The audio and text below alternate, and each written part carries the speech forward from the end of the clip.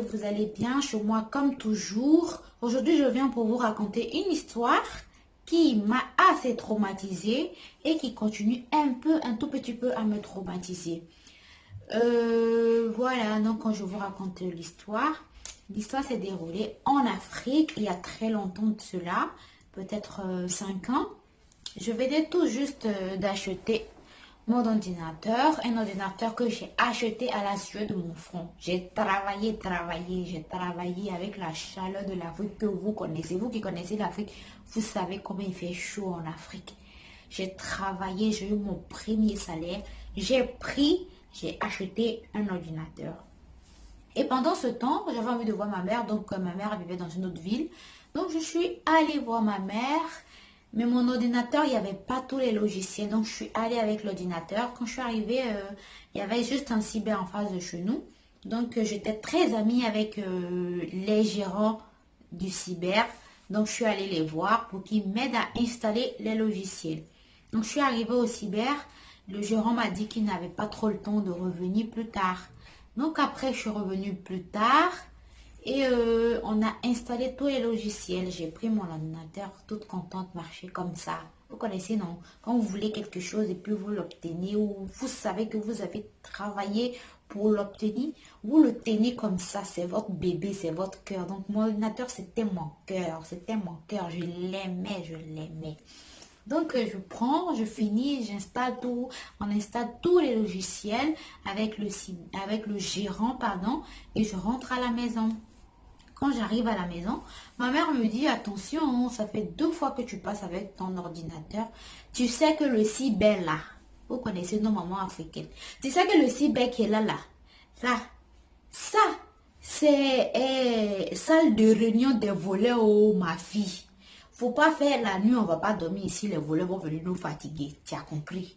Et moi je dis, oh non maman, laisse, il n'y aura rien du tout.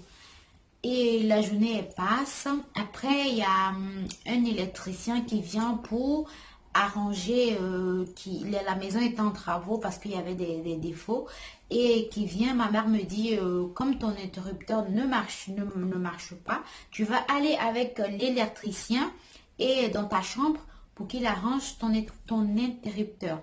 Donc, je vais avec l'électricien, je reste avec lui parce que je ne pouvais pas sortir de la chambre. Mon ordinateur était là-bas. Donc, l'électricien, j'étais collée à lui. Il a réparé mon interrupteur, il a fini et on est sortis ensemble. Après, le temps, il passe, la nuit tombe, on s'apprête à dormir, tout ça. Et je me suis couchée, après je me lève, je dis, non, ma mère m'a dit ce matin, ma fille, ton ordinateur peut attirer des voleurs. Donc, il faut pas, je vous dis, écoutez ce que vos mamans vous dites souvent, ça peut vous aider. Donc là, je me dis, bon, on va pas, mon bébé, mon enfant là, il faut que je le protège. Donc, je prends mon bébé. Mon bébé, c'est mon ordinateur. Je le prends et je le cache. Et on dort. Avant de dormir, on a parlé avec ma cousine, tout ça. Je faisais que l'emmerder à parler de mon ordinateur par-ci, mon ordinateur par-là. Donc, on s'endort, je laisse mon téléphone, je mets mon téléphone en charge. J'avais 2 téléphones, une tablette et un tout petit téléphone que j'ai mis en charge. Et on dort dans la nuit, tout ça. Tard dans la nuit, je sentais de l'air. C'est pas comment je peux arriver à vous décrire ça. Mais je sentais, il y avait le ventilateur, mais je sentais une autre fraîcheur qui me touchait un peu le corps, le visage, tout ça. Donc dans la nuit, je sens la fraîcheur, tout ça. Je me lève, mon Dieu, je me lève. Si vous pouvez imaginer. Aujourd'hui, j'en parle, mais le jour où ça s'est passé, c'était pas comme ça. Je me lève, je vois la fenêtre de ma chambre qui a été défoncée. Et je me dis, la fenêtre a été défoncée et j'ai rien entendu. Vraiment, c'est bizarre. Je me lève, je regarde.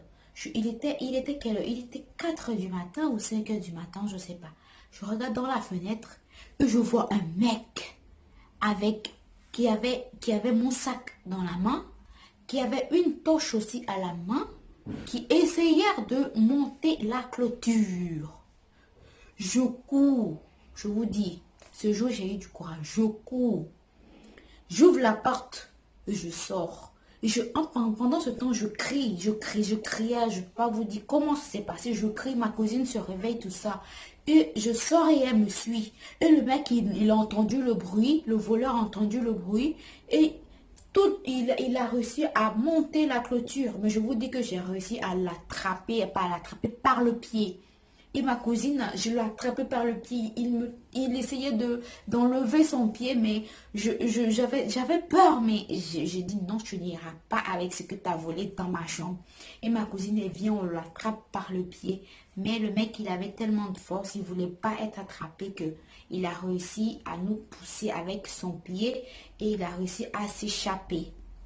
Mais avec tout ce bruit-là, il y a mon père qui s'est réveillé, tout le monde s'est réveillé, ils m'ont dit, mais qu'est-ce qui se passe? Qu'est-ce qui se passe? Je dis à ma mère, regarde, il y a un voleur qui